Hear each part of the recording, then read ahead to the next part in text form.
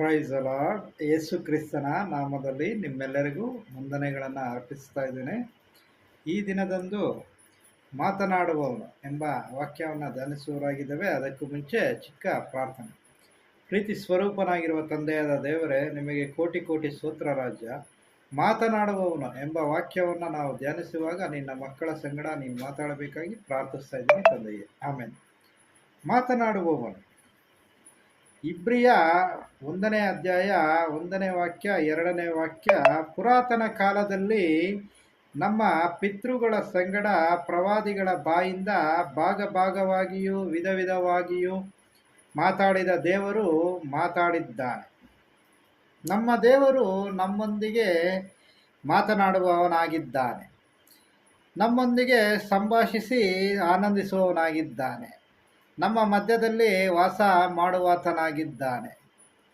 ಪೂರ್ವಕಾಲದಲ್ಲಿ ಕರ್ತನು ಪ್ರವಾದಿಗಳ ಮುಖಾಂತರ ನಮ್ಮ ಪೂರ್ವಿಕರೊಂದಿಗೆ ಸಂಪರ್ಕ ಹೊಂದಿದ್ದನು.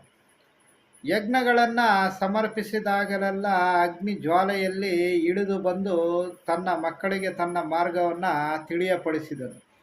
ಆದಾಮನು ಪಾಪ ಮಾಡಿ ಕರ್ತನೊಂದಿಗೆ ಮಾತನಾಡಲು ಇಚ್ಛಿಸದೆ ಅಡಗಿಕೊಂಡಿದ್ದ ಸ್ಥಿತಿಯಲ್ಲಿಯೂ ಆದಾಮನೇ, ನೀನು ಎಲ್ಲಿದ್ದಿ ಎಂದು ಕೇಳಿದನು. ಪುಟ್ಟ ಸಾಮುವೇಲನು ಸಣ್ಣ ಪ್ರಾಯದವನೆಂದು ಅಸಡ್ಡೆ ಮಾಡದೆ ಸಾಮುವೇಲನೇ ಸಾಮುವೇಲನೇ ಎಂದು ಕರೆದನು. ಕರ್ತನನ್ನು ಕಾಣಬೇಕೆಂದು ಆಶೆಯಿಂದ ಮರವನ್ನೇರಿ ಕುಳಿತಿದ್ದ ಜಕ್ಕಾಯನನ್ನು ಸುಂಕದವನೆಂದು ತಿರಸ್ಕಾರ ಮಾಡದೆ, ಜಕ್ಕಾಯನೇ, ತಟ್ಟನೆ ಇಳಿದು ಬಾ, ನಾನು ನಿನ್ನ ಮನೆಯಲ್ಲಿ ಇಳಿದುಕೊಳ್ಳುವೆನು ಎಂದು ಹೇಳಿದನು.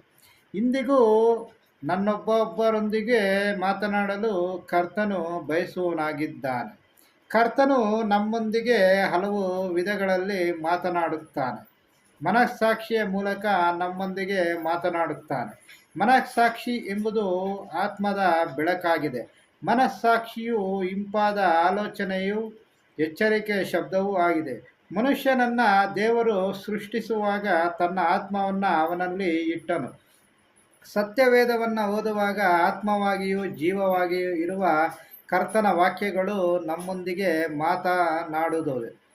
ದೇವ ಮಕ್ಕಳೇ, ನಿಮ್ಮ ಹೃದಯಗಳಲ್ಲಿ ಕರ್ತನು ಮಾತನಾಡಬೇಕೆಂಬ ಆಶೆ ಉಂಟಾ, ಅಭಿಲಾಷೆ ಉಂಟಾ? ಪೂರ್ವಕಾಲದಲ್ಲಿ ಭಾಗವಾಗಿಯೂ ವಿಧ ವಿಧವಾಗಿಯೂ ಮೂಲ ಪಿತೃಗಳೊಂದಿಗೆ ಮಾತನಾಡಿದ ದೇವರು ಈ ಅಂತ್ಯಕಾಲದಲ್ಲಿ ನಿಮ್ಮೊಂದಿಗೆ ಸಹ ಮಾತನಾಡಲು ಬಯಸುವನಾಗಿದ್ದಾರೆ. 1ನೇ ಸಾಮುವೇಲ 3:10. ಯೆಹೋವನು ಪ್ರತ್ಯಕ್ಷನಾಗಿ ಮೊದಲಿನಂತೆ ಸಾಮುವೇಲನೇ ಸಾಮುವೇಲನೇ ಅಂದನು. ಸಾಮುವೇಲನು ಅಪ್ಪಣೆಯಾಗಲಿ, ನಿನ್ನ ದಾಸನು ಕಾದಿದ್ದೇನೆ ಎಂದು ಹೇಳಿದನು. Praise the lord. ಆಮೆನ್.